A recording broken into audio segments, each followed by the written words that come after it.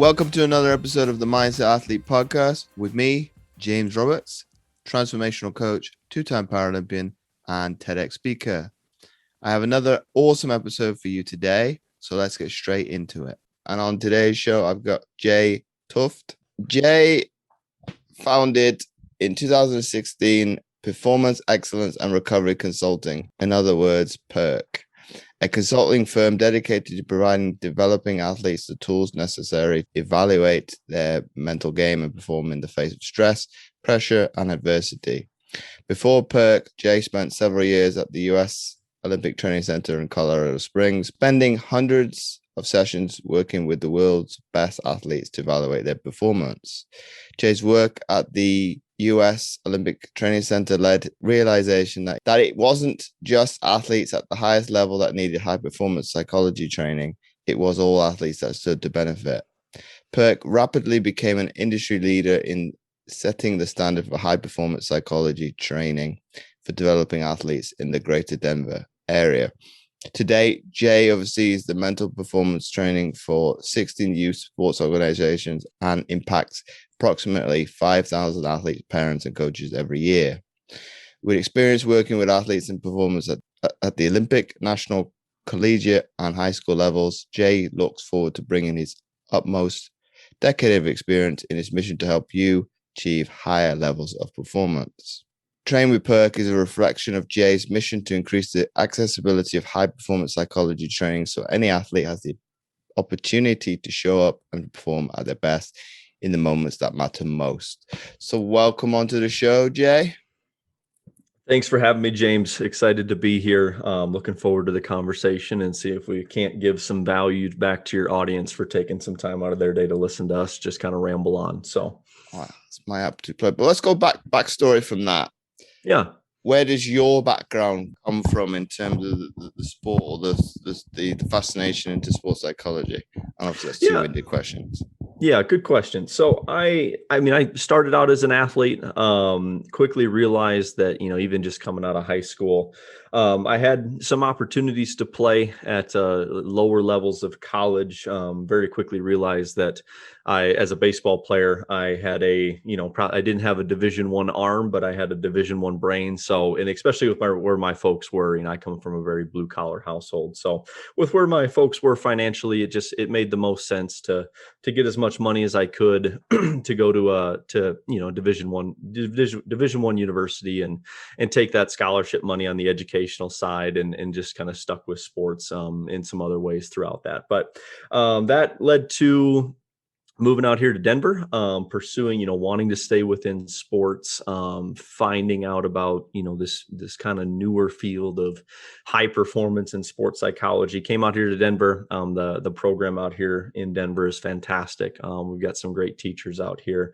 And like I said, during that time, kind of as I bridged through that time, that led to an opportunity to work down at the Olympic Training Center, which is located in the Springs, so about an hour south of Denver, and help some of those athletes get ready for Rio, which was just such a phenomenal experience. Very, very early on, very fresh in my career to have that opportunity to sit down with those individuals and really help them and see their process and to be able to put some of these tools to work. Finished up with that contract. And realized, I had one specific client that was actually a figure skater from another country.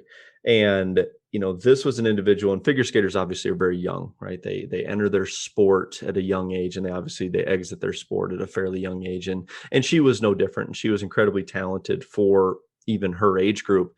And because of this talent and because of the country that she was skating for, that had kind of caused her to be thrust up through the ranks pretty quickly. And, she had put all this time into the technical and the tactical and, just the physical development of the sport. But nobody taught her what was going to happen when the lights turned on in the big stage, and even at, the age of, I believe it was 12 or 13 at the time, she was kind of the level elite gymnast. So not gymnast, but figure skater, the ones that you would see on TV. And nobody gave her she never had any sort of mental training or any sort of how do you handle pressure? How do you handle stress? And it got to a point where, before meet, she would just physically break down to a point to where she wouldn't even be able to take the ice. And that client, did a lot of work with her and got her back to a good place where she was able to finish out like her career strong, and those things didn't continue to hold her back. But the lesson from that client, I think even more so was, we're spending a lot of time, working with, or applying sports psychology and high performance psychology to these elite athletes, to these elite performers. But what I quickly realized is I felt like younger developing athletes probably actually stood more to gain, if we could get some of these tools and principles about how do we manage stress, how do we handle pressure, how do we, cope with the adversity that sport, as you know, is inevitably going to throw at you. If we can get these tools in the pockets of these younger developing athletes sooner, maybe there's a chance that they don't experience the same thing. And, I'm not really of the belief that, an athlete needs to fall on their face in a big moment before they finally buy into some of the mental training. I don't think it's a buy-in problem. I think it's a resource problem. And so that led me to starting PERC. I believe that was in June of 2016. And, in June of 2021. So 5 years later, here we are. Love the work that I've been doing, been able to do a lot of great work with the athletes, and even really the organizations. And I think that's been maybe the more powerful piece of the work, is to see not just the athletes and the parents, but also the organizations really buy into, this is a critical skill that we also need to be developing, or at least placing in the programming of what we're giving these athletes throughout their sport career. And obviously we mentioned, I'll call it the grassroots, like the beginning of any sporting person's career. Yeah. If you mention the US more specifically, I can't speak today, in terms of like the pressure cooking environments of, obviously you come from Minnesota, so say the northern states with ice hockey at high school, and the deep south with the football, of pretty much the town revolves around that's I'll call it a franchise in this way, but it's not a franchise, but in terms of that is the be all and end all of that, the town, the high school is pretty much that. How do you prepare an individual for that? Because ultimately their mom or dad might have played for the team.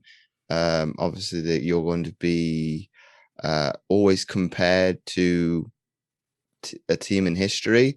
And the question I would like to ask, Jay, is how do you do it in this day and age? Because ultimately social media is going to ramp that up even more. Absolutely. I mean, I think what you're pointing to is how much of what these young athletes are doing, how much of what they're doing is becoming a part of who they are. And that really points to a larger conversation on pressure. And pressure was something that we took a look at even, as I exited the program. That was kind of one of the big final studies that we did. To date, we know a lot about the effects of pressure, right? I think, you as an athlete, you can tell me the mental impacts of pressure, the physical impacts of pressure. I mean, these are tangible feelings in terms of how they impact our mind and our body. But we haven't really clarified, at least not until recently, where pressure comes from. Why do these athletes feel the amount of psychological pressure that they feel? And quite literally, that has to do with, an individual feels pressure when they feel as though their identity is threatened. So let's break that down a little bit. An identity for anybody. So James Roberts' identity is made up of two things. Number one is how he finds value in himself. Okay. The second thing is how James Roberts feels as though the world around him finds value in him. Okay. So now we apply that to these young athletes. Absolutely. If an athlete feels as though, or if they value themselves in an imbalanced way, or just maybe too much of the value that they have in themselves is based on what they're doing. So like you said, an ice hockey player or a football player, or what tends to happen more often than not is they perceive that the world around them values them for this thing that they're doing. And so that's really important to establish that, because you think about a young football player in Texas who, all their friends are, closely connected to football. People see them as like the football player. Mom and dad are highly involved, like they've traveled to these camps, and there's been, money and resources and time invested into that career. When this athlete's grandparents come over for a holiday, what's the first thing that they ask them about, right? They're asking them, how's football going? And so when that happens, that puts the athlete in a place where they're going to feel a lot more pressure. Now, listen, let's be very clear. Pressure in and of itself is not a bad thing. There's nothing wrong with pressure. In fact, I would surmise to say that pressure for many people is a sign that what you're doing is meaningful and impactful to you. When we step into a performance domain or something, or step into something that we really care about, we're going to feel some pressure, and that's okay. Here's the thing with pressure, though, is that there's absolutely a ceiling on the amount of pressure that a person can feel and still be able to perform at an optimal level. And then you apply that to a younger individual, and that ceiling gets pretty short pretty quick. And that ceiling, in terms of how much pressure they can feel before their performance starts to suffer, is poured in concrete. So again, that's a really important foundation. And so how we start to solve that is we have to really work to balance out that identity. There's this notion, I think, when it comes to like mental toughness of, athletes shouldn't feel pressure. They shouldn't feel fear or any other emotion or worry or anxiousness. And that just couldn't be further from the truth, especially you as somebody who was an athlete at a very high level. That those things are going to happen. And so it's never a matter of getting rid of those feelings. That's because that's next to impossible. I mean, in order for me to make an athlete stop feeling pressure, I'd literally have to convince them not to care. And that's going to be unproductive in a variety of other ways. So that option's out, right? Can't do that. But what we can do is we can find some balance. We can remind ourselves, and we can invest in other areas of our life. And we can change our relationship with that pressure, right? We can start to, with a lot of work, we can start to change the relationship that we have with those emotions, that we have with the feeling. And instead of them being a threatening experience, merely starting to see them as a sign of, when I feel this way, this is a sign that this is where I should be. This is where I need to be, in almost welcoming that. Now that's a big mindset shift, and that's not always easy to do. And it's certainly one of those things that's easier said than done, but that's generally where we would start. And do you think it's like a evolution of viewing, obviously, sports psychology? Because you mentioned me a few times, Jay. When I started my career, well, in sport in general, was 20 years ago. So sports psychology was probably non-existent, or it was very, very viewed in, being at a Buddhist temple or something like that. It was very, very much out there, and probably the view of, to use my parents, the 60s, of, okay, you're way out there. And I guess it's that embrace that people have taken on board, and I guess because also in this country of seeing British cycling succeeding by utilizing it, I guess everybody's kind of go, okay, it works. Let me get a piece of that pie. And you think it's that evolution of, it's filtered down as we need to be more open-minded to different approaches and different resources, like you said earlier on? Yeah, that's a good question. I think there's two answers to that question. I think the first answer, it's very dependent on the sport. I think that high performance psychology has found much more open doors in the sports of tennis, in the sports of golf, in gymnastics and figure skating. Obviously, the theme there is individual sport. I think it hasn't even really been till recently. And I would argue to say that there are certainly still some team sports that, maybe the doors aren't as open as some of the other ones. So I would certainly say that it's sport specific. And I think within those sports, there are some sports where maybe the coaches are a little bit more, I don't know if I want to say progressive, but just more open. There's a little bit more openness to kind of newer ways or trying to find new ways to get an edge, where you look at a sport like American football, and that's a very rugged sport. And these are some old school coaches who are still legitimately raised and brought up in that time period that you referenced. So I think it's sport specific. The second thing I think it is just the overall stigma of psychology. And I'll say this, I think the field of psychology itself, in a way, has done some tremendous things in terms of mental health, in terms of really identifying and attacking, some of the maladies of the mind, some of the things that go wrong. But I think because of that, because pretty much the first 100 years of psychology was focused on what was going to go wrong, right? Like you went to see you went to see a mental health professional, psychiatrist, psychologist, counselor, whatever it was, if there was something wrong. And a big part of that, at least in this country, in the US, is because that's where all the research money was. All the research money, all the grants was pretty well focused on depression, anxiety disorders, schizophrenia, mood disorders, things like this, overall, just the disorders of the mind. And that was pretty much the first 100 years of psychology. And it really only hasn't been until the last maybe 10, 15, maybe 20. And I feel like that's probably a stretch, where we actually started looking to say, okay, yep, psychology can definitely help somebody who's struggling get them back to what we would define as like a normalized function.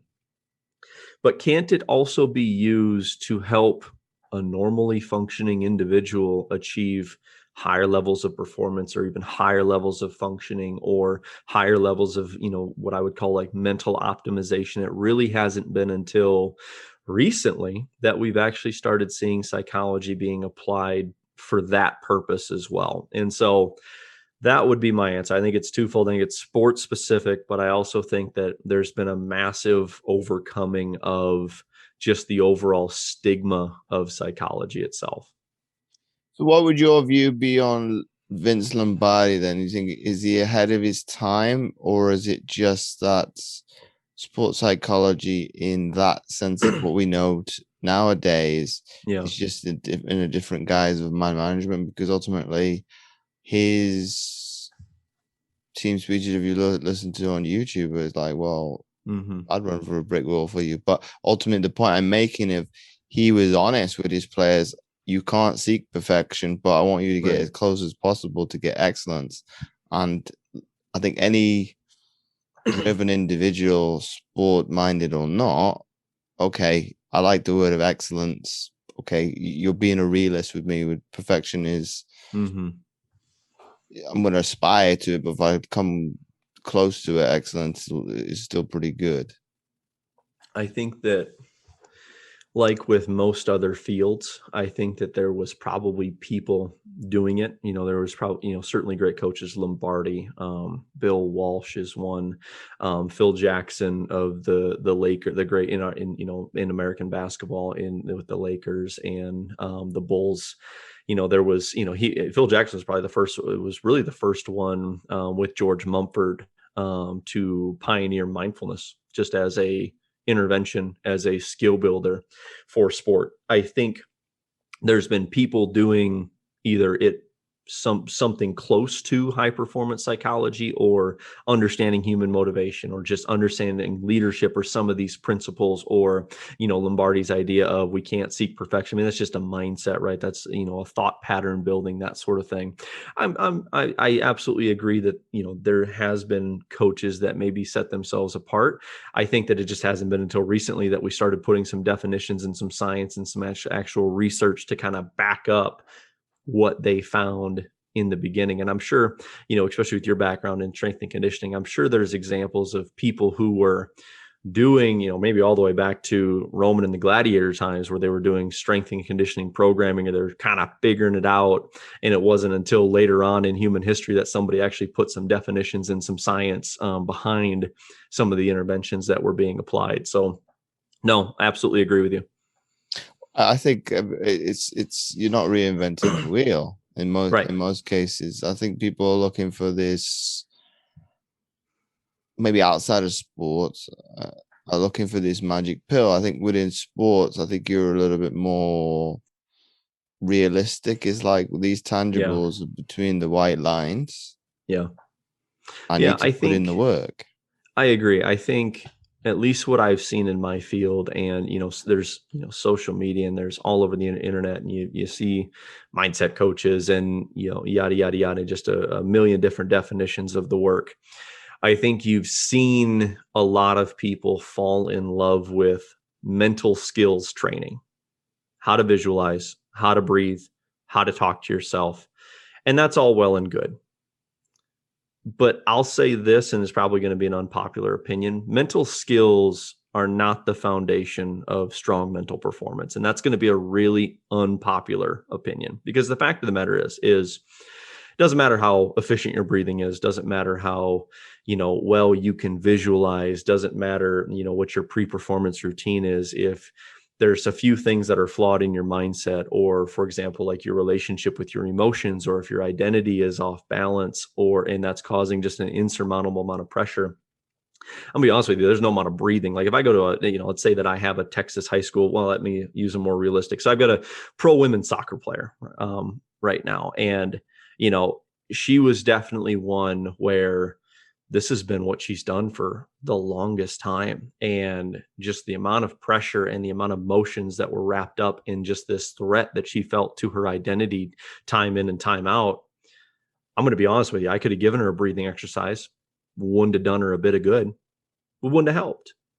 It's not until we correct the underlying foundation. Now, mental skills absolutely have a place, and they are important, but they're not the foundation, and the foundation has to do with a lot of those other things that really get into the psychological science, that sort of thing. And unfortunately, I do see a lot of people that advertise, use this visualization, use this breathing, use this self-talk. And again, there's nothing wrong with that.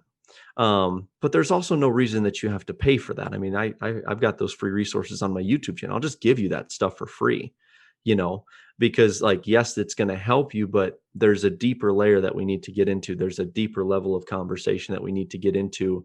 There's a lot of work that needs to be done generally before we even start talking about specific mental skill implementation.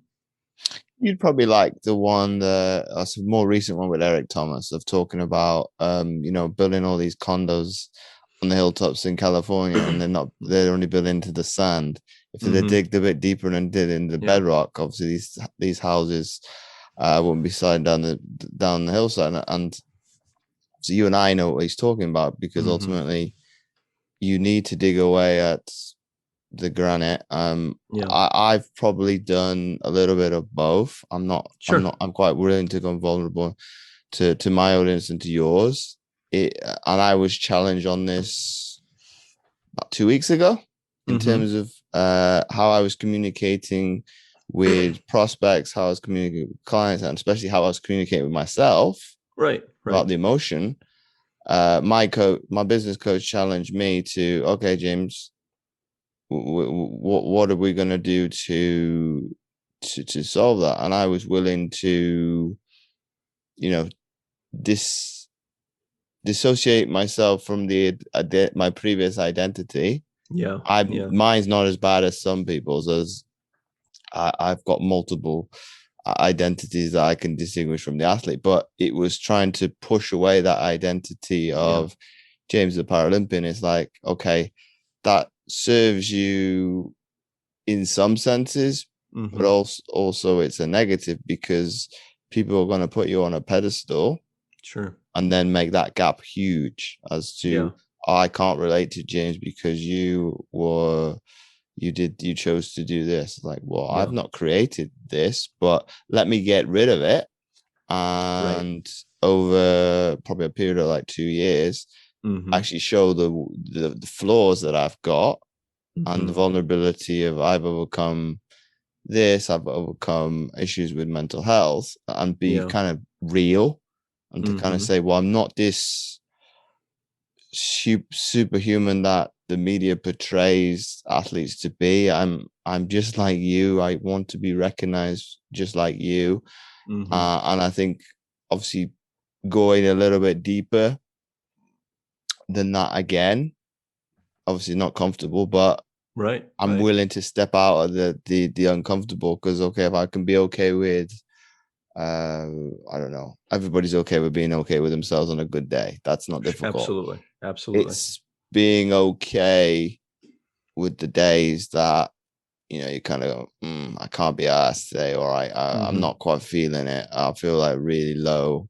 Obviously to the extremes of anxiety, depression, and all those. Is like most people have challenged me. It's like, why do you keep analyzing it to the microcosm that you do? So okay, that's something that I've stepped back away from a little bit, because I was getting a little bit geeky.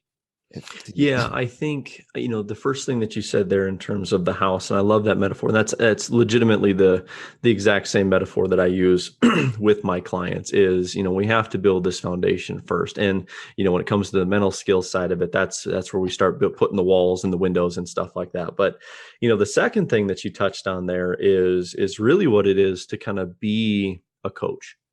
And I think, you know, for me, one of the things early on that really has worked for me in terms of connecting with my athletes, right? Because I've worked with incredibly high level athletes. I work with pros. I've got some, you know, elite level, you know, junior hockey players, but I've also got a 14-year-old. Yeah, I've got a 14-year-old high schooler, and he's just trying to do his thing, you know. And I think the thing that really connected with me early on is a piece of advice that I got that, you know, the work with these clients is not about me.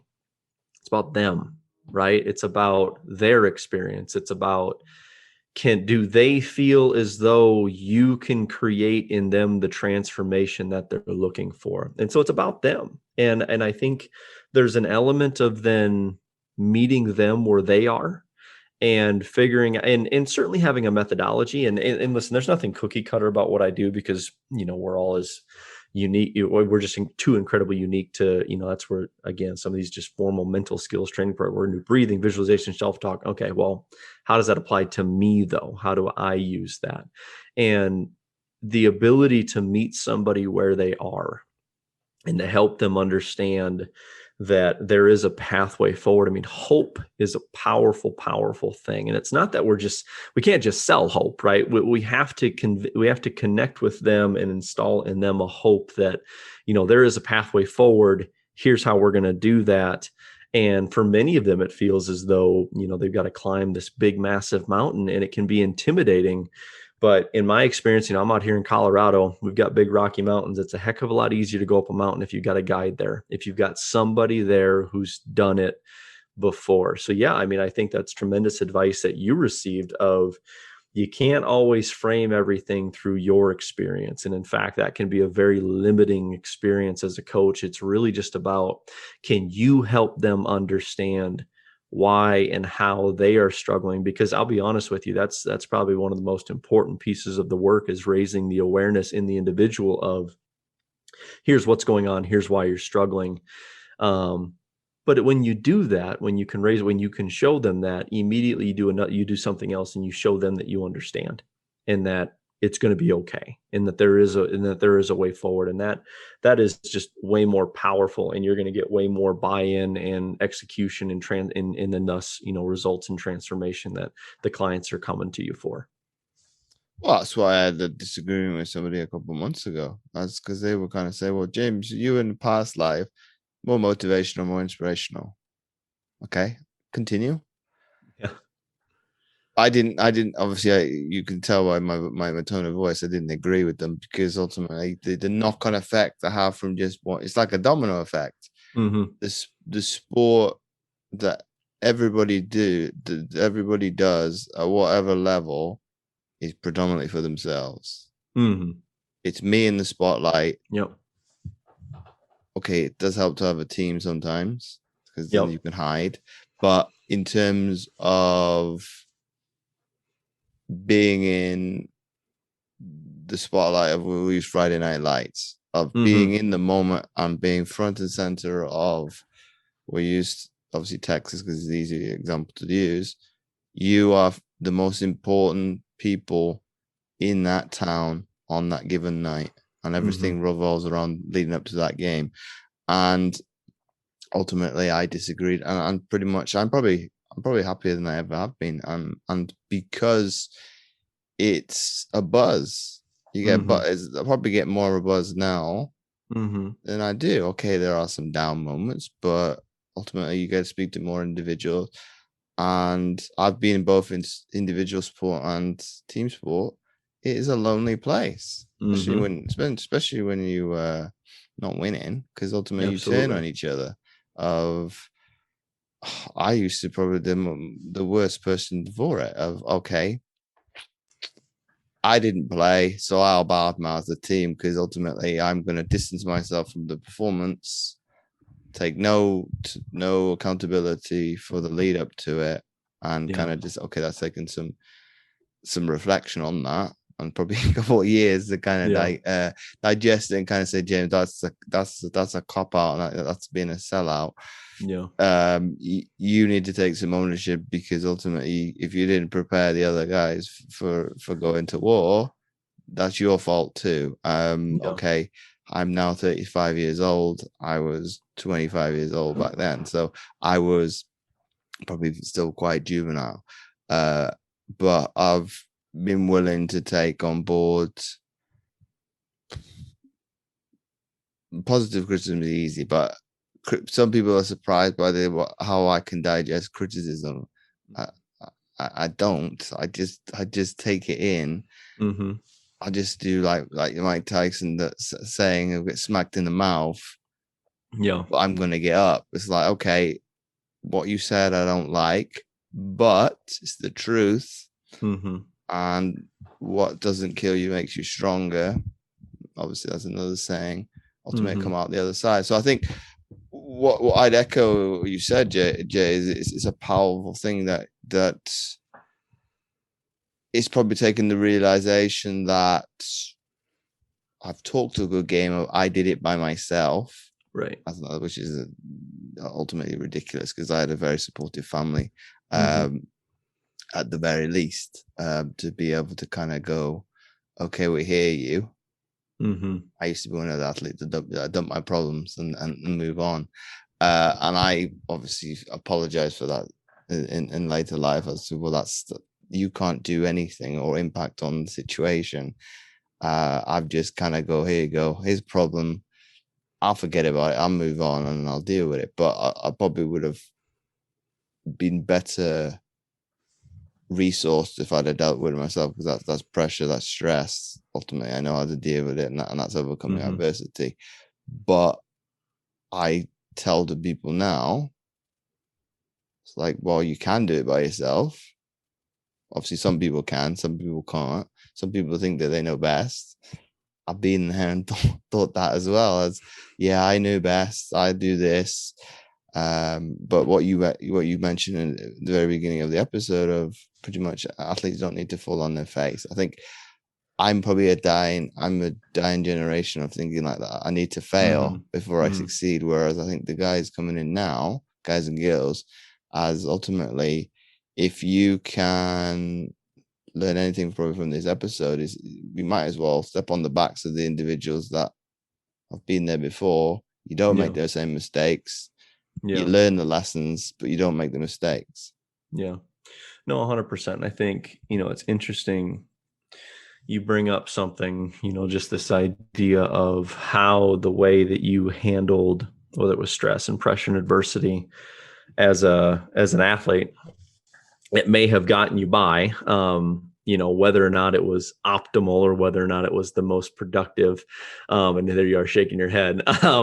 Whether or not it was the most productive, it did carry with you into, adjustment into later on in life, into these other roles that you play later on in life. And I think that's the big message, especially when I sit down with families and especially parents. And, one of the big powerful transformations that I get to see from the work that I have in individuals is, let's say an athlete's struggling in confidence in their sport. Odds are they're having a hard time being confident in other areas of their life as well. Let's say an athlete that's having a hard time managing their emotions. We see that a little bit far too often in professional sport. Individuals who have a hard time managing intense emotions and how that impacts their behavior. Individuals who have a hard time with pressure or how adversity impacts, their mental state. All those things are not just sport specific constructs. We don't just face stress, pressure, adversity, emotional experiences in sport. We face them in everyday life. And that's the big lesson. And that's the big takeaway for parents, in that, when I work with an athlete and I make them more confident, or I make them more emotional resilient, or they learn to look at pressure in a more productive way, or look at emotions more productively, that carries with them. That carries with them to their time as an athlete, to the time that they're going to be after an athlete. And, the converse is the same. An athlete who develops maybe a way in which to handle those things that gets them by in their sport, eventually we all find a ceiling. We always find a ceiling for some unproductivity in our mindset. You found it with yours, in terms of now being a small business owner and having to take feedback, and how do we go about handling some of those things? Because truth be told, the way that you handled those things as an athlete is probably not going to get you very far as a business owner, as a coach, as in the other roles that you choose to pursue. So yeah, I think it's an interesting conversation when you think about, some of these things that we often, we keep very much locked in the sport and performance bubble. And we rarely think to kind of pull those out of the bubble and extrapolate those and see how they may apply to other areas of life, especially later in life. Because this is a fun one. This is a quote that I've stolen from a mentor of mine. Sport has 100% retirement rate. Eventually there's going to be something else, and eventually there's going to be another role. And how you go about handling these things as an athlete is absolutely, unless you either, like you did, have the awareness or realize that this is unproductive, it's going to carry over with you. Well, it probably took a couple of years after I retired, though, to realize that what you're doing is not working, and to give people some perspective. And I was willing to open up as to, because we did an exercise like on praise. What do we admire about each coach, which was obviously after meditation. To do that, to become raw and be willing to give something with no judgment. And I think most of the peers said to me, we admire your relentlessness, your drivenness. All the things, all the tangibles that come from sport. But I think one that's left with me the most, as you still need to get more vulnerable. It's like, well, okay, yeah, that's challenging, but that's going to take time, and that's going to take a willingness to, not to bear all, but to bear all to myself, to be okay. This is the real James. This is the childlike essence of you, with no care in the world for any emotion. The matter is sadness, happiness, joy. Obviously, everybody's got anger, but in terms of being okay with that, and I was okay as a kid, and I think as I've evolved through my sporting career, obviously the suit of armor comes on, and pretty much you're told to be like, you're not supposed to be scared, you're not supposed to be anxious, you're not supposed to be this, that, and the other. And ultimately it's of the Stone Age, part of it, kind of the thinking, because ultimately how everybody operates is, like you said, everybody is an individual. How one person responds to I won't say criticism, I'll say feedback, is going to differ from the next person and the next person. Ultimately, I've probably been very fortunate to be in being able to engross myself into sports psychology, and that was the tangible ones I went to college and university. That was the most one that was actually useful. Not, I won't say useful, it was the one that I could get the buy-in. You probably connected with that the most, Well, I've done physiology. Obviously that's quite difficult to take out of a lab and put into the real world. Right. Biomechanics, same again. or Mhm. sports psychology. Okay, these are the theories that I'm being taught. Let's see which ones work for me. So ultimately, Yeah. we're coming back to what you talked about earlier on of what resource, how does it work for me? And Mhm. ultimately, I think what my lecturers and my professors said to me is like, you've got a massive advantage over the rest of your student body, because I can put it back in the opposite direction into Right. coursework and back it up. This is why Mhm. I think this theory applies to this. I think I did a paper on burnout. Mm. My family is like, this is ridiculous. Burnout doesn't exist to a sports person. And I probably, if I have to bring it up, what is it now? It's about 10 years. If I was bringing it up again, and they'd probably still disagree with me on it, on the paper altogether, even though it's been proven that it's a fact. If Mhm. you Oh, yeah. obviously overdo it, and it back to emotions, and that's Mhm. probably what that's the only probably aspect that's missing from that paper, is looking at it from an emotional standpoint. Yeah. Pretty much is the person is being like a pressure cooker. Ultimately, you need to Yeah. not unleash, either unleash it or release some of that Mhm. pressure, otherwise it's going to explode. Yeah. And the point I'm making is, I think because I've been able to utilize all the tangibles, it's a massive asset now, because I can kind of showcase. If I just use a conversation I had today with a prospect of how does your coaching work? How did he word it? It's not that, I didn't exactly say that. In terms of how does it work with other people? Sure. Sure. Well, Oh, that's yeah. not the right. That's not between you and I. That's not the right question, because ultimately, Right. it doesn't Right. matter what I've done with somebody in the past. Sure. Those particular resources or skill sets I might not use. Mhm. You've got that particular improvement to be made. I won't use a negative. I'll use the positive. You've got Sure. this aspect of you want to improve. I know he was lacking in confidence. Mhm. Ultimately, what he appreciated is I pointed out he had an impatience. All I did was reword what he said. If it was that which is psychology, I'm just using words of what people say is for reverse psychology. Sure. I'm just pinpointing. I've seen what you've written. I've heard what you've said. Yes, Mm. I agree that you have an impatience. If somebody's made you aware of it first time, I'm just reiterating the point.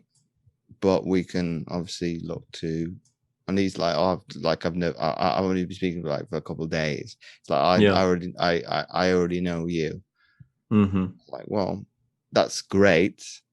What do you want to do from here? Do you want to Right. bypass a small chit chat and actually have a proper conversation, and we deep dive into what is the underlying problem as Mhm. to it's coming, because it's ultimately how it, I think it's how the world sees him, back to the point that you mentioned of the identity. And I Right. think losing a limb, okay, I can relate because I have one, but I was born with that. So I think where people think more externally for me, it's more from the able-bodied population as, oh, James, your situation is, but it's not. This is my starting point. We move on. But I think because I've had that willingness, it's more like an epiphany to acknowledge, okay, you think it's adverse, let me embrace it instead of kind of push it off as it's Right. no big deal. Okay, it is a Right. big deal, and I'll embrace it some days, and sometimes I'm not. Obviously, I'm laughing as I'm saying it, but the point I'm making is, obviously, for my niche or niche, is I can relate to my audience because I live and breathe it. But Mhm. the other aspects of the psychology is trying to learn and probably educating myself on that individual. So that's why I find it immensely fascinating having like conversations, because everybody's different, and it's like, oh, okay, what Mhm. conversation am I going to have next? There might Yeah. be overlaps. Okay, the limb is one, but you can kind of say, well, that's what I was on. I was just honest. It's going to Right. be bespoke. I don't think I use that word, but custom to built to you, because Right. what you need is going to be different from the next individual or next athlete, or be it what skill set a female athlete might have over a male athlete is going to differ. And obviously their upbringing as well. Right. And it'll be different sport to sport as well. Like the demands, it's no different, than the work that I do with athletes. Is you have to customize the training to the demand, to the athlete, certainly, but then you also have to pair that with the specific demands of the sport. Because, for you, if you work with a hockey player versus a tennis player, the strength and conditioning, the programming is going to be very different. And it's no different than for myself as well. So, yeah. Well, I don't know how a tennis player, I almost said hockey player getting hit, but that's obviously obvious. That's obvious. That's a slipper. There's a Freudian slip. But if the tennis player got hit, getting hit by somebody, it's going to change the dynamic of the game completely. Sure. But I know where you're coming from. And that's probably why I embrace the role more, because it's like, well, how I'm coached is more, it's like a family dynamic. So I probably treat my business like a team, as this is the environment I was in. Society says obviously to change certain things, but I'm probably pushing back against that. It's like, well, why? Competitive environment is a good one. Comparative environment is the bad problem. And trying to educate the people like between the difference. It's like, well, sports, men and women will not always look at comparison in the right way. I'm using my words carefully now because of Instagram, Twitter, Facebook. Obviously, we've got a younger audience, TikTok, and things like that, because I want to compare and I want to be better than that person. And then you get obsessed with, okay, why is my stuff not doing as well as that? And it probably detracts from your performance, because ultimately what you were talking about, and that actually got me thinking as well, Jay, of when you said how they operate in one way, they operate in another. My coach says that all the time. But what you said, what was impactful to me, is it got me thinking of obviously my life as a teenager. I was not this extrovert that I am now, and people find it very odd. It's like, you're not introverted, no chance. Like, why? I can assure you I was. I was shy, I was reserved, and okay, I've just met you. I'm gonna have a conversation with you like I'm not having now, maybe in a few weeks. Sure. But the point that I'm making to you and the audience is, no wonder I would kind of lose my temper a lot in sport, because ultimately if I'm not confident in one proportion of my life, which is pretty much all of it, because everything outside of sport is pretty massive, especially at that time in your life. No wonder you can't keep your cool. Sometimes, not always, but it would kind of go, lose my temper, or let's kick out, and never had an outburst, but it would be, I would not be able to kind of temper my anger. And I think as I got older, this wasn't until I'd made it my first world champs. Sure. My family kind of went, well, you can't do it. Well, I think my mom, because she'd been there throughout the entirety of the career, she knew me. But she said, well, your aunt and uncle can't really understand why you're doing this. And by the time I made my first Paralympics, I think my mom said to me, oh, am I talking to the same James? That's just in 2 years of just a transformation of, okay, it's not gone the way that I scripted.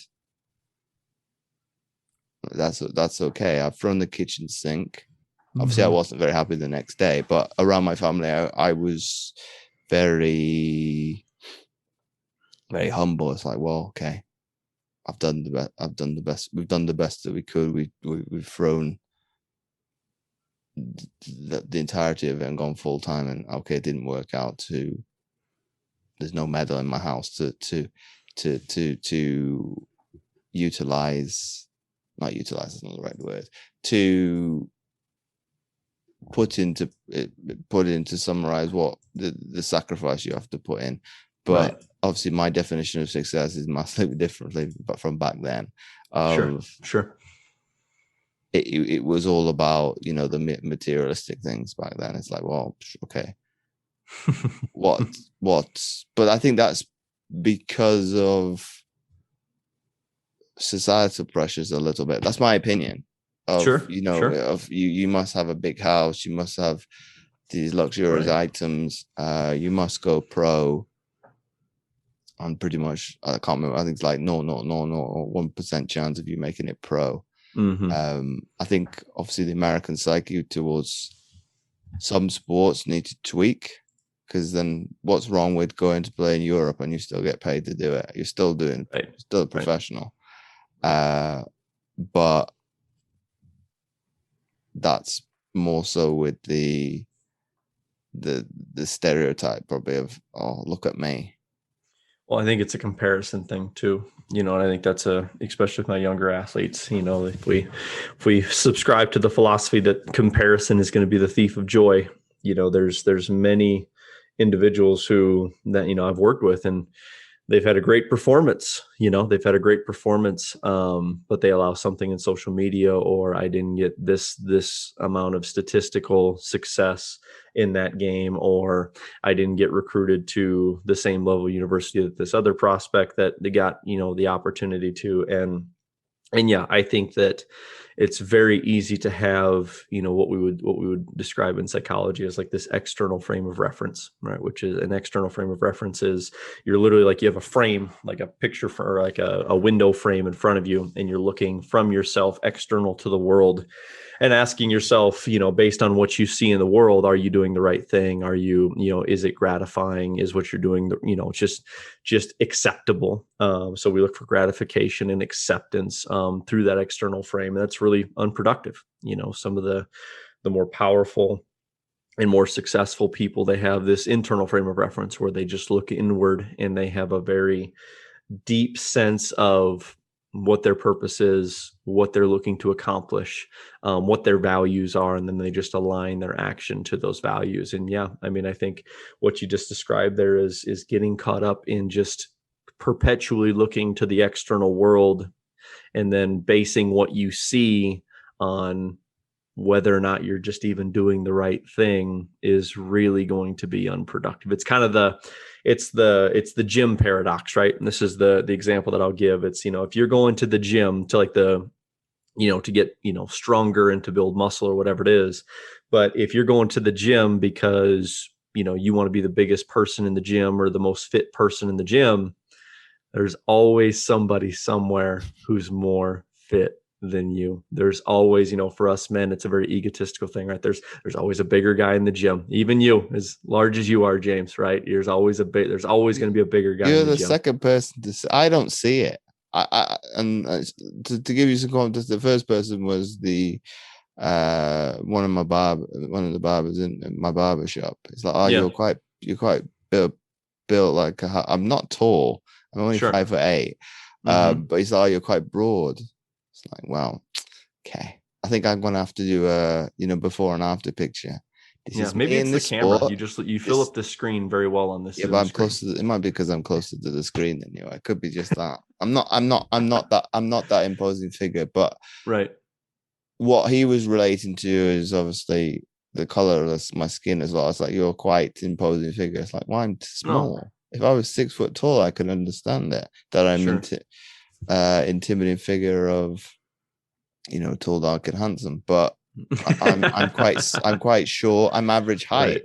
Right. I'm average build. I'm probably the epitome of, you know, athletic build. It's like, most people want to be here. It's like, well, I also have the body type that is easier to get fat and it's easier to get slim.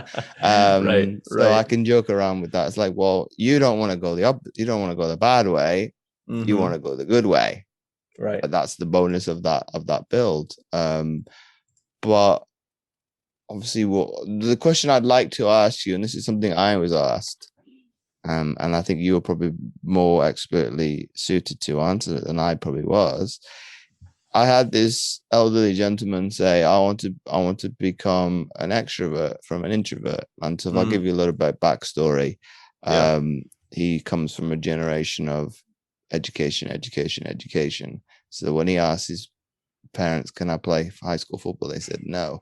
So how do you get him to realize what you just said to me of the introverted way of looking at purpose? How, because he ultimately wants to go on national television, I guess. Okay. I guess that would have been the first question, right? Is like, what's the reason behind it, or in what way does he perceive that being an introvert is unproductive for, his ability to get to where he wants to go? And I guess you just answered that there in terms of he wants to be more on television. And I think this is, this would be good advice for pretty much anybody listening to this. Is the advice that I would give to this guy is, write down a list of actions that you feel like the extroverted version of yourself would be able, or write down the list of actions that the extroverted version of yourself would do. Okay. Now, when I say action, immediately people are going to think, physical action. So what are they going to do physically? And that's absolutely correct. Okay. So for example, how does he carry himself? What sort of mannerisms does he take? That sort of thing. But just identify those actions. But there's also mental actions. And I think this is something that we often forget when we think about like how our emotions impact what we do. We often think of, American baseball, the guy strikes out and he snaps the bat over his leg, right? So emotion, frustration, physical action, snap the bat over his leg. But what we often don't see is the mental actions that correspond with that. Okay. So what's the nature of his, how does he start to talk to himself? Where does his attitude go? What is his overall mindset shift? And so with anybody like that, I would say, okay, let's identify what set of actions, both mentally in terms of how you're talking to yourself, what sort of optimism are we bringing? Where are we placing our focus in that? And you could do a whole list of those things. And then also physical actions in terms of at what pace would this person be talking? How would this person carry themselves? How would this person, how would this person command a room? That sort of thing. How would this person handle eye contact? Things like that. And I think whenever you're trying to improve or we're looking for personal growth, I think the term that you often hear is like kind of this fake it till you make it term. And it just makes my skin crawl. I am, because the issue with fake it till you make it is there's a level of inauthenticity there. Okay. It's not about being inauthentic. It's just about identifying, because, people who see themselves as introverted, they don't see themselves as extroverted, when in fact, we all go through various, it's like a pendulum, right? I mean, I would consider myself a fairly extroverted person, but there's absolutely days where I just want to shut the door and I just want to be left alone for the day. So we go through swings, and there's a set of actions that align with the extroverted version of myself, and in the mental actions and the physical actions, and likewise with the introverted version of myself. And it's just a matter of, what are you going to choose to do? What actions are you going to choose to take? And for him, there's probably some, as you say, some vulnerability. There's some, which, I define vulnerability as emotional risk. So there's going to be some vulnerability there, as in there's going to be the potential to feel some emotions if that situation doesn't go well. In spite of those feelings, can you still do these actions that you've outlined for yourself as the extroverted version of yourself? So that's where I would start with him. What's your take on what my coach describe the exercise? It's not what you're talking about is not an easy exercise to do, because I've started it. It's not in terms of, what did he term it as? Future, looking at your future self. Yeah. And you're trying to project into the future. Obviously, I cheated a little bit. So, and why I cheated is because some of the things I've achieved, but I want to better it. So thus I'm not doing, like you said, of faking it till I made. I've already done it, but I want to improve on it. So if we talk about, you asked me what have I done off here. I didn't mention the TEDx, but obviously I've done one. Sure. I've had the setback of not being able to get one. Okay. But I've taken on board what people have said to me. Oh, it's good, but it could be better. Okay. Yeah. We want to do one more. I won't say one more. I would like to do multiple ones. But I've done one now, but so I can reference. I've done it in difficult circumstances of a pandemic. So I had to do it in in my house, which is Yeah. more challenging probably doing on stage. And the point I'm making to the audience is that this future self is you're trying to describe, character traits, how you dress, what, like the bare minimums of you gonna of how you're gonna represent yourself. So it is challenging because obviously you're going into the unknown. Yeah, but I would challenge that, because like even for this individual who wants to be a little bit more extroverted, he identifies or he sees himself as an introvert, but I would be willing to wager that there are moments in his life or groups of individuals that he's around where he is a more extroverted person. So for example, let's say that he is extroverted when he gets into a social situation or he gets in front of a camera. Okay. Generally, that would be because he's feeling a certain way in those situations. But I'm certain that he's not this introverted person all the time, whether he's around, if he has kids, or if he's around his family, or if he's around a small, close group of friends. What version of you or what version of yourself are you in those moments? And then just lean on those. So I don't think it's necessarily a matter of like, let's try and project something that we're completely unaware of in the future. Let's just go back to find some little things in the past, some little experiences in the past, and again, not rely on those feelings of those situations, not relying so in his case, not relying on the feeling of how it feels when he's in those small groups, or the small group of friends, or the feeling that he gets when he is with his family, because the fact of the matter is it's not going to feel the same. What I would want him to focus on is what are you doing in those situations? What is this mental state that allows you to be that version of yourself? What is this, what are you doing physically that allows you to be that version of yourself? And so that's where I would push back a little bit, that we need to try and, completely toe into the unknown, because odds are he's been that version of himself before.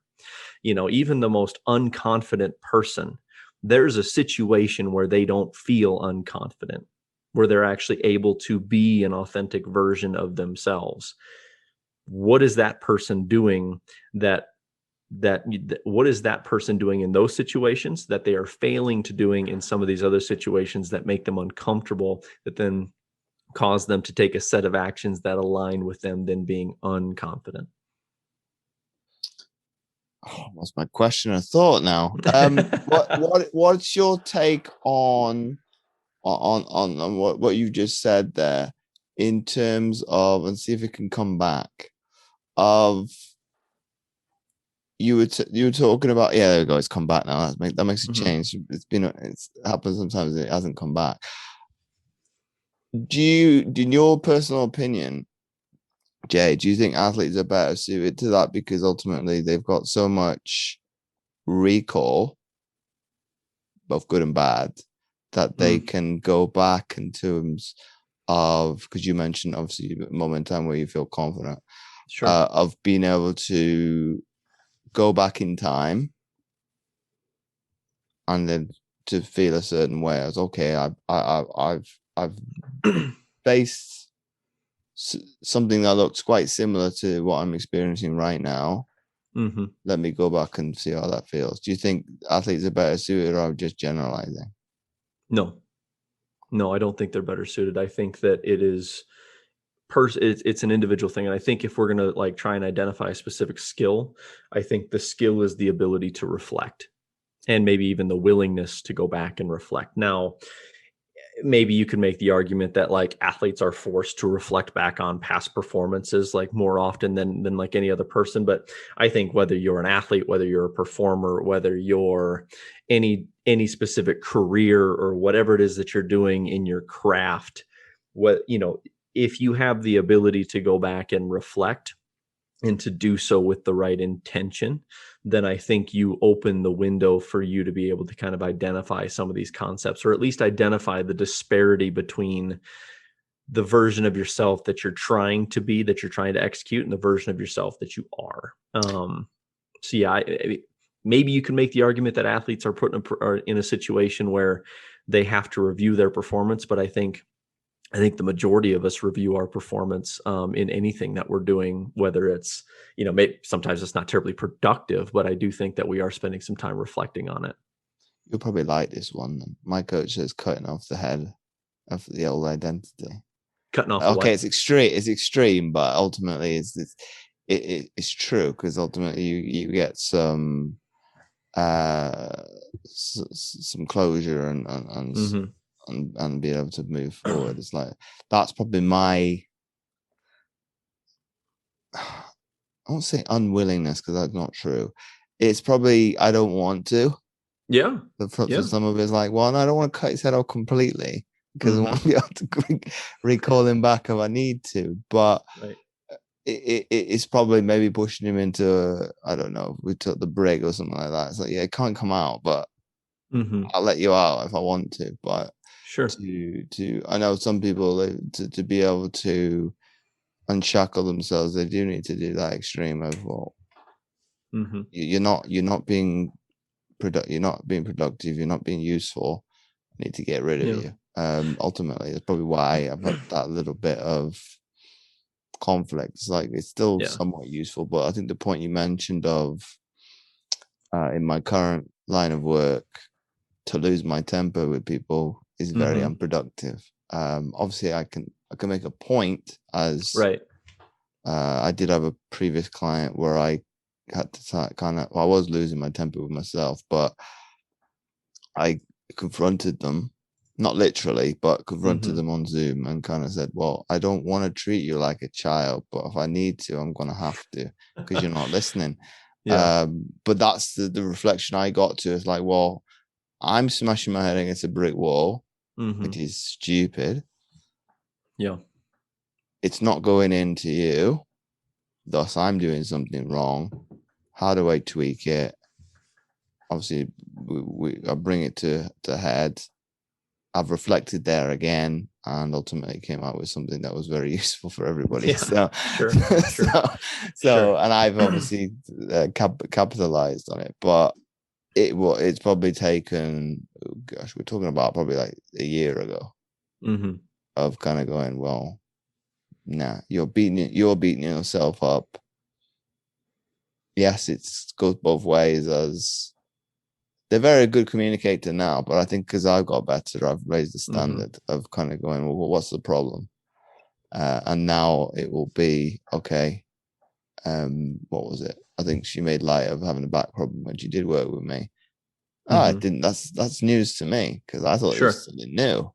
Sure. But I think because I was willing to, because I've worked with them in the past, I'm quite happy to jump on a Facebook and do a course. Well, go straight, instead of going backwards and forwards as email or text or any kind of written thing. Let's just get it from the horse's mouth. What's the problem? Sure. Why is the problem? Get the answer. Boom. Here we go.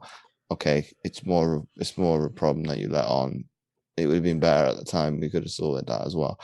But that is, I'm not saying that was easy for me, for the audience. If we talk about reflection, I was probably at times unwilling to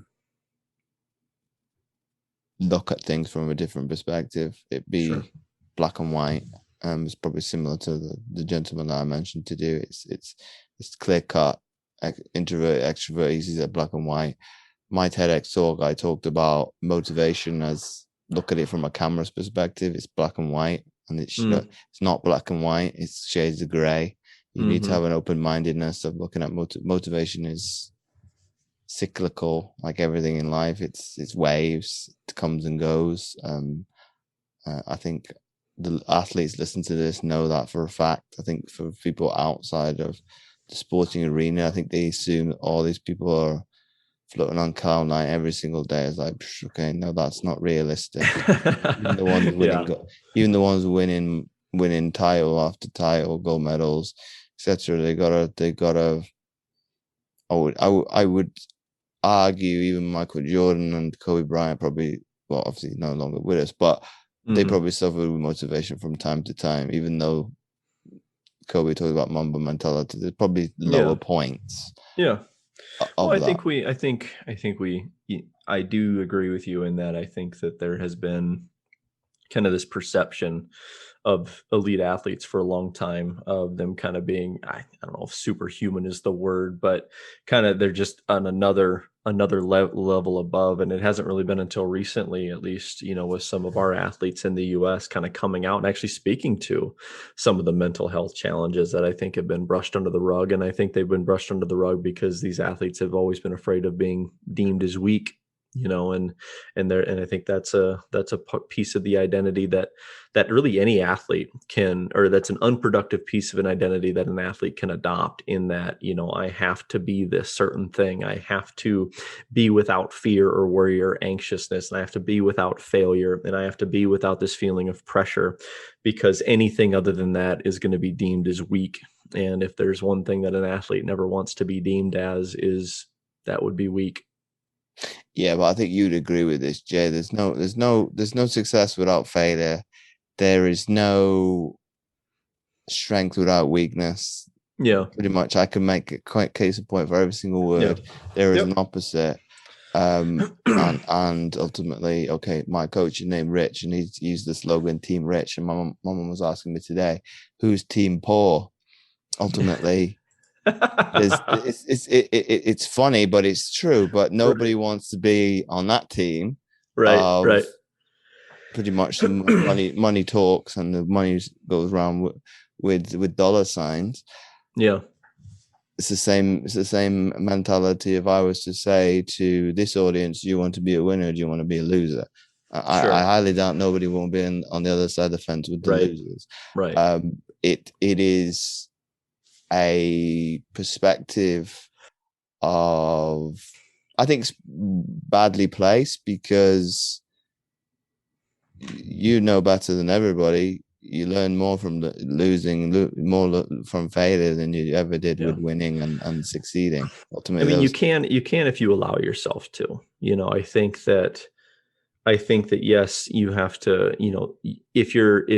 If you're only ever succeeding, the obvious, kind of cliche expression is like, if you're only ever succeeding, you're probably not pushing yourself hard enough.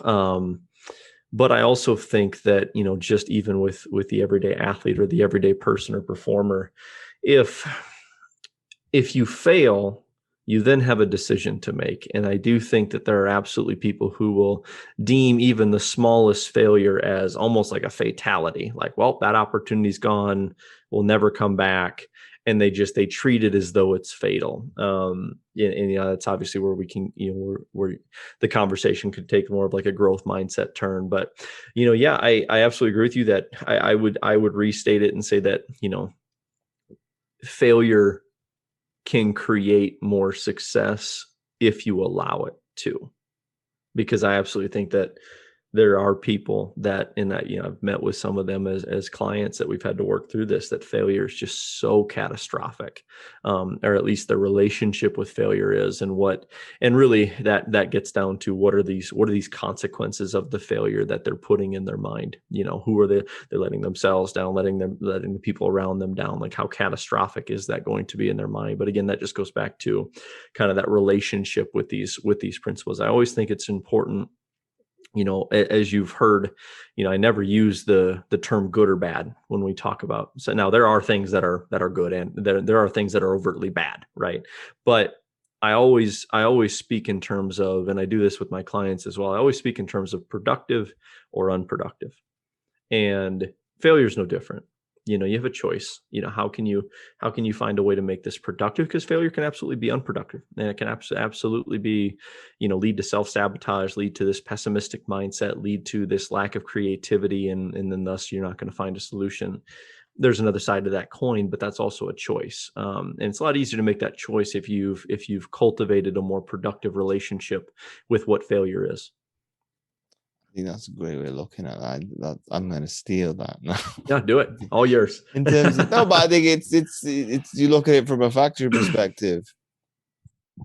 Ultimately, unproductive is reject. It's thrown away, and it's. Mm-hmm.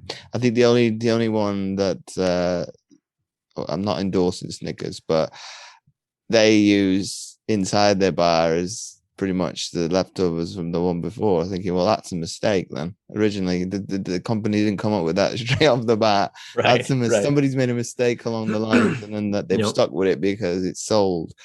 But that being said, Jay, so we're coming time to the end of the episode. Sure.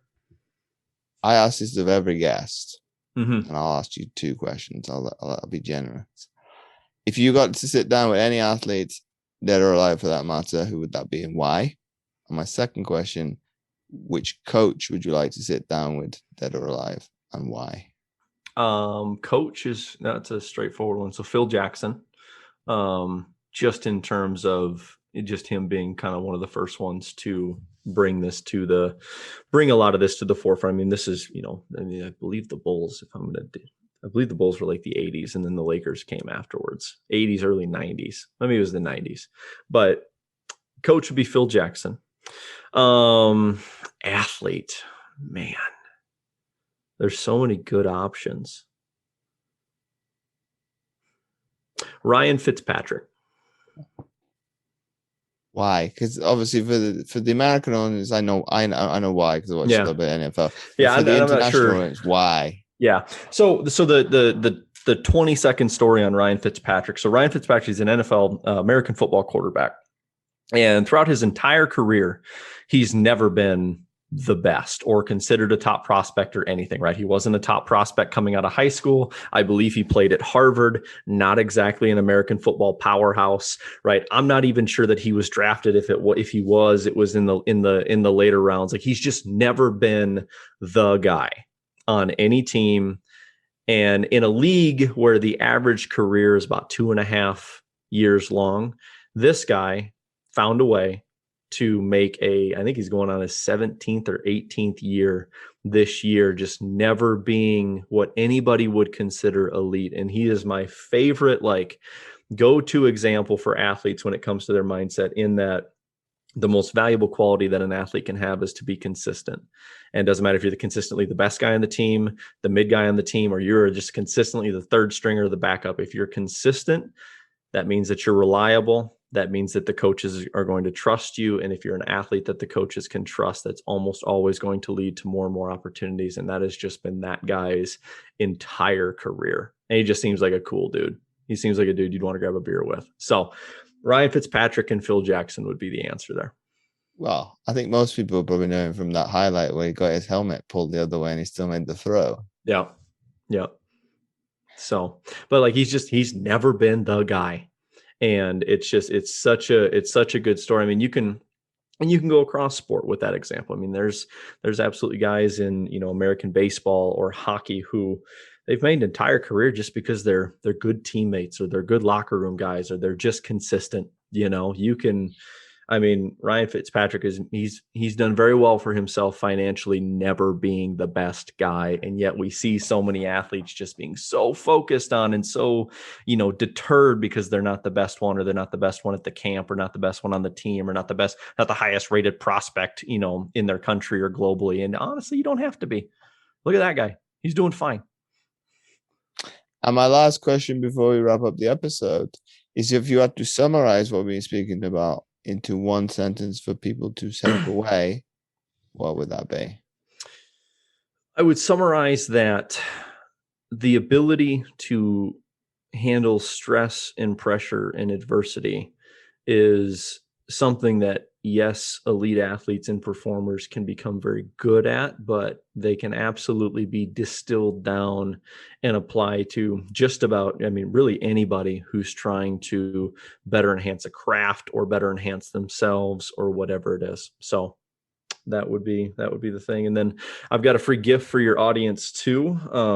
If they get over to Train with PERC, PERC is P.E.R.C. So all one word, Train with PERC, PERC.com/free guide. It's a 10-minute free guide. It'll absolutely help anybody kind of boost their 3 simple things they can install to boost their mental preparation. I literally built the thing to say, if somebody came into my office on like a Thursday and they said, Jay, I've got this big thing on Monday, what can I work on over the weekend? those would be the three things that I would give them. So it's some of my best stuff. Train with PERC, PERC.com/free guide would be a great little gift for your audience. I appreciate you having me on. It's my pleasure, Jay. And obviously you've mentioned that'll be in the description below this episode. So once again, Jay, thanks again for coming on the Mindset Athlete podcast. Appreciate it, man. Thanks for having me. Really enjoyed the conversation. Thanks again for tuning in, and I hope you enjoyed this episode and got loads from it. Anything that was included and discussed will be available in the show notes below. And I would love to hear from you. Come and connect and ask your questions. I've been James Roberts from jamesowenroberts.com. Remember this quote by Chris Harth. An athlete is a mindset. It's how you prepare, think, and execute, not by some elite status or physical stature. Anybody can be an athlete.